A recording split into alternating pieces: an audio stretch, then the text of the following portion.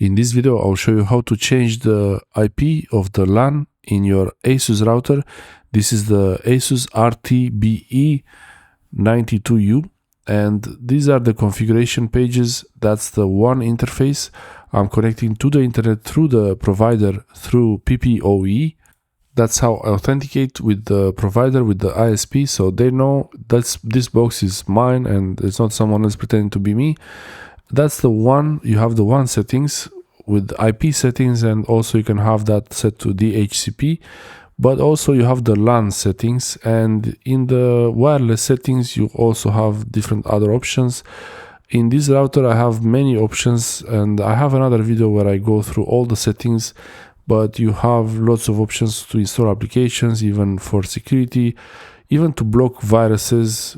Computers that are infected will be denied access to the internet based on some signatures. In the LAN settings, you go to LAN IP, change the IP address, and you can even change the host name if you want, and then press apply. You don't have to set a domain name, but I put here just as a test Asus. And yeah, now when you do this, the web interface is connected to the old IP, the default 192.168.50.1, but it will not finish this configuration because the IP of the router itself changed from 50.1 to 7.1, and because of that I will have to change the address. So it even tells me that you can't go back to this page, but it's pretty easy to fix that.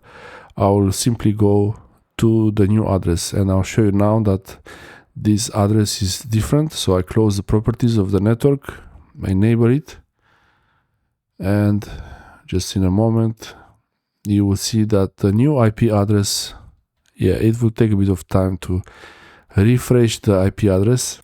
Here I have a fiber SFP connection and through PCIe card, and also a regular 1 gigabit Ethernet.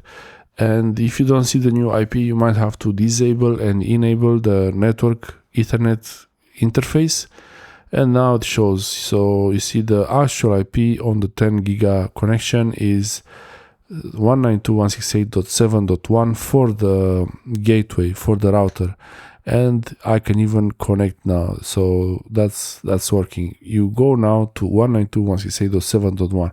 That's just in my case. You could set it to whatever you want. There are a few other types of IPs, but most of the time you will have something different. Instead of 7 or 50, you could have 2, 3, 4, any number. Thanks for watching.